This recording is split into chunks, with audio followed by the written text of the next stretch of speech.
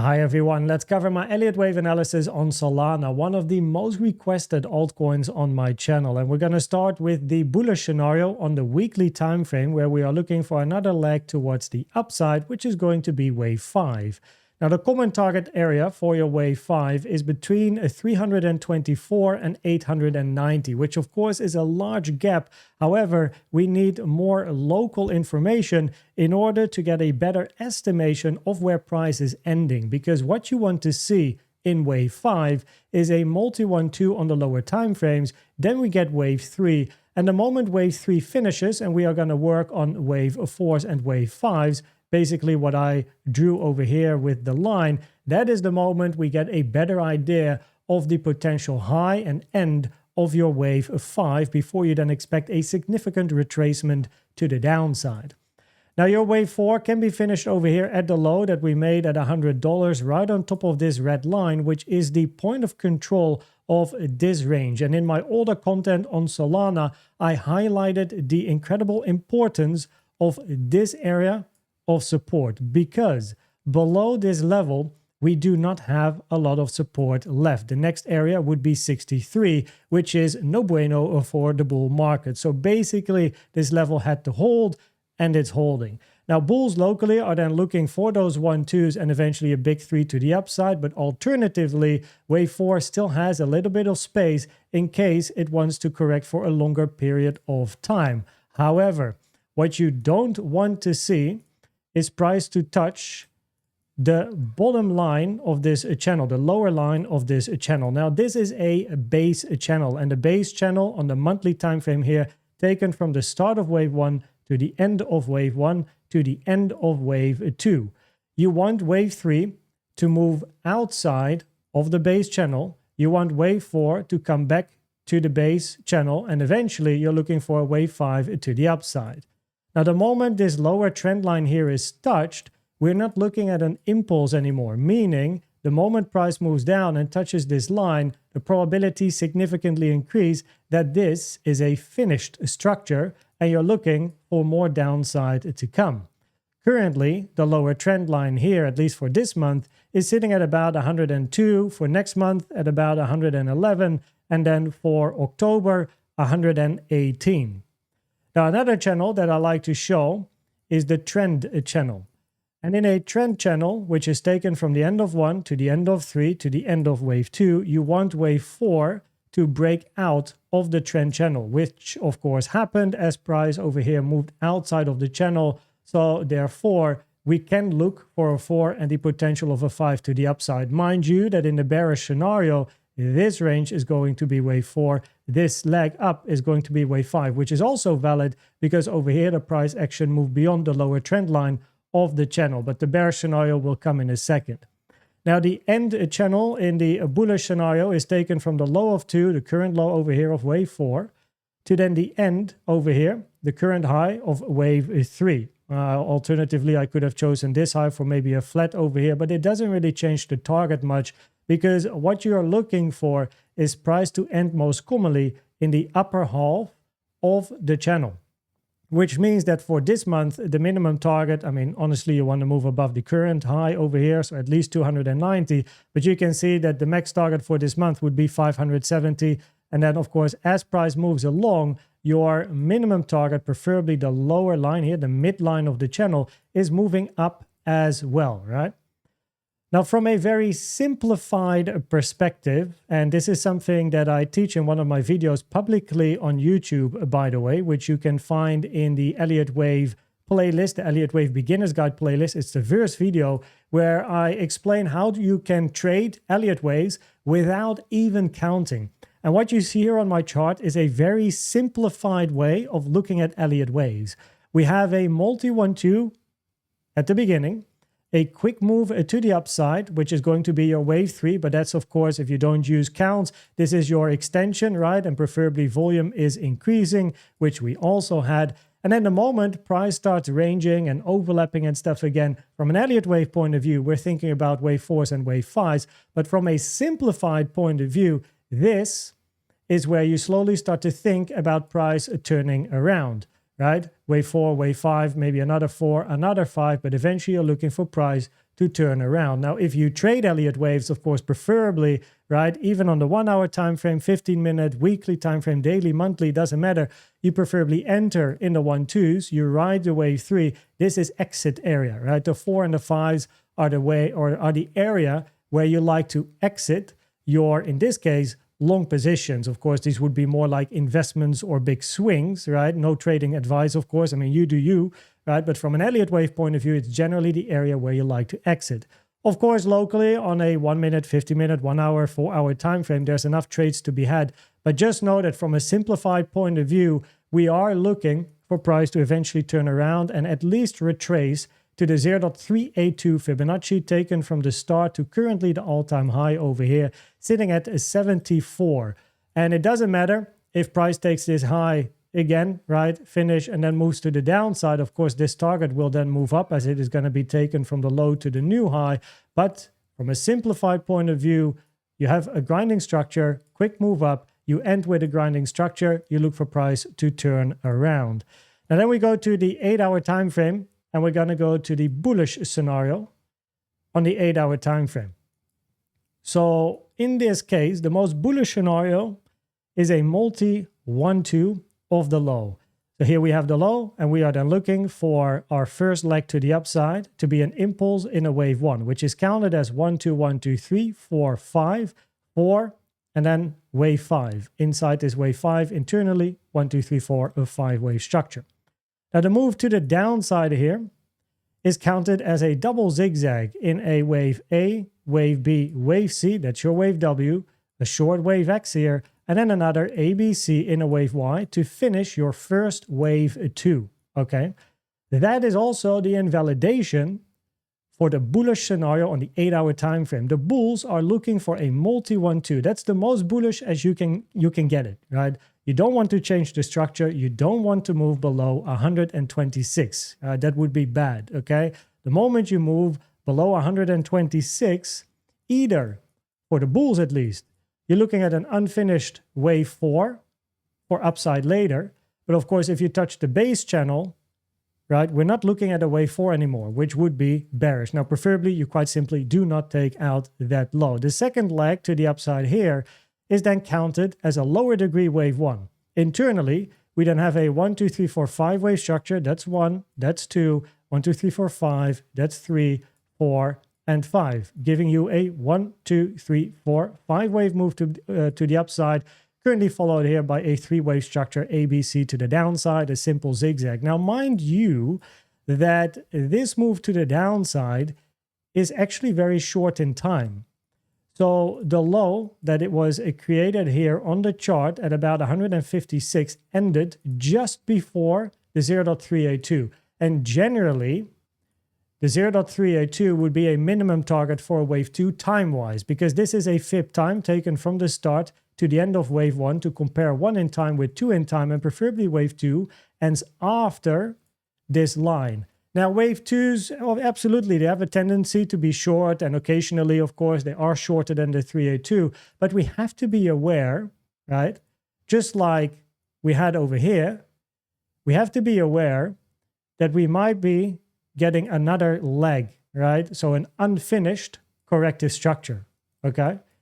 And price, of course, almost took out the high. It didn't at the moment, right? But if it does, you're going to be looking for an ABC flat or a WXY. Of course, 2 can be in and you look for continuation, but I want to make you aware of the possibility, right, of wave 2 not yet being finished at this low because of time. It is still relatively short, which is not as common as a wave 2 ending after this vertical line on the chart. So preferably you get a longer structure. It doesn't need to, and the directional bias is the same. You are looking for price to take out this high because you're moving with 5 up, 3 down. It automatically means that the probabilities are highest locally to take out this high at about, 206, right? That is the bias. Even if you move down, better buy opportunity, no financial advice, you do you, but the bias is taking out 206 minimum, okay? Now, that being said, we're going to zoom out to the weekly time frame. And we're going to look at the bearish scenario because, again, a good Elliott Wave analyst always needs a bullish and a bearish scenario and needs to be able to distinguish the probabilities between the two and draw conclusions, which I'll do at the end of this video. So here we have a finished move to the upside. 1, 2, 1, 2, 3, 4, 5, 4, 5. This wave 4 here is shorter than your wave 2, a little bit less common, but we can make it work. Now, in this particular case, this move to the downside here is counted as a wave A. We look for a corrective move to the upside in B and eventually a C to the downside. Now, wave B can be many structures, right? If wave A here is a 5-wave structure, in other words, if we finish 5 at the current all-time high, and this is a 5, we're looking for a 5-3-5 zigzag to the downside, right? Which means over here, we're looking for a WXY, a zigzag, a sideways combination, but not a flat, because in a flat you look for A, B, C, take out the high, invalidation. The thing is that locally, as you will see as well, locally, there's the potential of counting this as a flat, right, in an ABC, which means that this can still be a wave A or even a wave W. You get another leg to the upside, which is wave B. If we're looking for a flat A, B, C, take out the all-time high, then move down, right? Or WX, more sideways, and then you look for a Y or a C to the downside for flats. In other words, to make it actually simple, you're looking for a larger corrective structure, at least retracing to that 3A2 at 74.2K, okay? Now, after a 3-wave corrective structure, we look for another leg towards the upside, which then likely is going to be, of course, the next bull market. And the invalidation is taking out the low here at $8. Now, then we go to the 8-hour time frame and observe the bearish scenario here, right? The current bearish scenario that I have on my chart. Now, the most bearish scenario is not taking out the all-time high. And here on my chart, I show you how you can count this move to the downside as an impulse. So 1, 2, 1, 2, 3, 4, 1, 2, 3, 4, 5, right? That's the end of your wave 5. So 1, 2, 1, 2, 3, 4, 5, flat, and a final leg to the downside in 5, okay? So this is a running flat with an ending diagonal in your wave 4. No rules are broken for all of the structures. And even here, this can be a wave 5 as wave 3 is longer than wave 1, which you can see if I zoom in here, just to make sure that everyone can see it, because a hard rule is wave 3 is not allowed to be the shortest, but it's not, right? Wave 3 wicked below the 1-to-1 compared to wave 1, meaning that in that case, wave 3 is longer than wave 1, okay? So we can count an impulse to the downside here, which makes things a little bit tricky, because the moment you get an impulse down, you have to be very aware of the potential of bearish scenarios for an A, B, and a wave C to the downside to take the low again. But as I've shown earlier, there's not a lot of support, so you would expect price to go at least to like 63, okay? It also requires us to be very patient with moves after this low is created, because in a bullish scenario, we would count A, B, C, and then 1, 2, 1, 2, bunch of 1, 2s, continuation up, right? That's the bullish case. Bearish case is this is a wave A, okay? Now here, even if this is a wave A to the downside, we need to count a valid structure in a wave B. And that is not easy at the moment because of price retracing very high, almost taking out 206. This move is clearly highest probability a 3-wave structure, right? If I zoom in a little bit, might be easier. So quite clearly a 3-wave structure here to the downside, almost taking out this high. Now, ideally, price just made an A, B, C, and down you go, right? Zigzag in a wave B and down. But because this move down has higher probabilities of being a 3-wave structure and price almost taking out 206, probabilities are low that even in a bearish scenario, this is the end of a corrective structure and you look for price to move down. Instead, you're going to be looking for a larger structure. So this move to the upside would only be a wave W, right? Wave W, you look for a wave X and a wave Y, and wave W internally is then an ABC. However, wave C is quite short. If you take a trend-based subextension from the start to the end of wave A to the end of wave B, then you can see the common target for wave C at 248 is not touched, right? Not at all, not even close. Now, a minimum target for wave C is the 0.618, which is touched and moving above wave A. Okay, right? Minimum target, check. But it's not a common target. The common target is that 1-to-1 to the 1.236 trend-based fib extension, which price did not reach. Okay, so it lowers the probabilities that this is an ABC compared to counting the potential of a multi-1-2. Now, preferably in this case, you would eventually move to the downside, maybe with a flat in X, A, B, C. And of course, if you take out this low, that would at least give a little bit of probabilities to the bulls moving below 126. Common target for X is this 05786 area, 140 to 112, but the 382 generally is a minimum target at 153, which is not touched. Now, after your X, you're still looking for a wave Y towards the upside. So in general, even in the bearish scenario, we're probably still looking for more upside to follow. Now, this is a double zigzag, WX, and then a wave Y. You can always also get a sideways WXY, but then your wave Y is still another leg towards the upside, okay? And if you do get an X to the downside, right, and even if I would have invested or traded Solana over here and I'm in a drawdown, I still expect another leg up to get out, for example. Now, that's definitely not financial advice. I always trade with stop losses and closer protections and manage everything well. But of course, and that's the point, we would still expect another leg towards the upside to at least the levels that we have over here, if not higher, in a bearish scenario. Then we get to the probabilities, a little bit of a text, right? But it is very important. I just wanted to make sure I put a lot of time and effort in this video because it is so often requested in the comments section. So the conclusion, okay, here we go. In both weekly scenarios, we still expect higher prices, right? Locally at least, and at least take out 206. Wave Y for bears, right? So for bears, WXY, right? Okay, so you would still expect higher prices. Bulls look for a continuation to the upside, okay? Now, bulls do not want to move below 126, which is the low over here, and surely not touch the lower trend line of the base channel currently at about 112. Price moving below 126 could still lead to a larger wave 4 on the weekly, meaning you could get away with maybe a WX and then a wave Y, after which you want to count multi-1-2s, right? 5 up and 3 down, and then continue to the upside, okay? If you would take out 126, but not touch 112, you're not able to touch the base channel, right? That would significantly decrease probabilities of any potential 5 towards the upside, okay? Any move up would be corrective, basically, in probabilities. And as time, right, goes along, as we continue with the months counting, you can see the line is moving up and up and up and up and up. So I'm talking about 112, but 112 is only, it's September, right? So, okay, as price goes along, or as time moves up, or as time, whatever, you get the point, right? The baseline is moving to the upside. I'm struggling here with my English.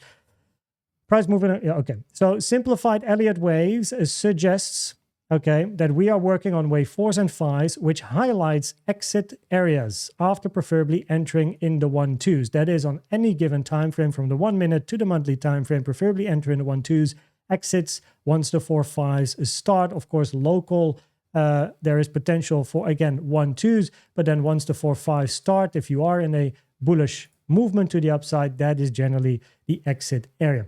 The recent retracement is short in time on the 8-hour time frame. So let's move to the 8-hour. Right? So the recent retracement, this one over here, is short in time, meaning we have to be aware, right, that price can create a larger corrective structure in a multi-1-2, right? 1-2-1-2 continuation. Wave 2 is shorter than the 302 fib time. It's not common, but it happens, okay? It's not an invalidation nor confirmation. It's information that we can use, right, and be aware of. And in the WXY, being a wave W, X, and Y, this move is both too short in time and in a price. Now, bears are looking for an ABC to the upside from the 95 low, right? Bears are looking for ABC to the upside, right, which then is going to be the W. However, wave C, as explained, did not get anywhere close to the common target, which is the 1-to-1, which was at 248. Now, this supports bulls, still proven otherwise. Bulls want to continue seeing 5 waves up and 3 waves down without losing structure. That is as simple as one can make it. 5 up, 3 down. 5 up, 3 down. You want to see 5 up, 3 down, right? If this becomes a larger structure, fine, 5 up, 3 down, opportunity, right? 5 up, 3 down, opportunity, 5 up, 3 down, opportunity, etc. 5 up, 3 down. Every time you get a confirmed three-way structure down, opportunity to look for a move towards the upside, okay? So that makes trading Solana actually very easy, as the invalidation is very clear. Don't want to change the structure. As long as bulls hold structure, probabilities are highest for bulls. If structure fails, lose 126, and the base channel, right, so that gives a bit of probabilities to the bears. And the base channel fills next, currently 112, that's the bigger problem. Lower is expected. Now, this is a very long video. I just wanted to put a lot of time and effort in this video, explaining many different things, probably a bit more detailed than what I usually do. It's definitely a longer video than I usually post, but Solana, again, it is probably the most requested alt over the past couple of weeks on my channel. So I wanted to put a lot of time and effort into creating this video, doing my analysis, recounting some bits and pieces, showing you everything, just to make sure you understand where the conclusion comes from. And yeah, hopefully you quite simply enjoyed it. So I hope this video was helpful or valuable to you. On the left, you see an analysis on Atom, and on the right is the altcoin analysis playlist, where you can find many more altcoin videos. Thanks for watching and subscribing, and I hope to see you at the next one. Bye-bye.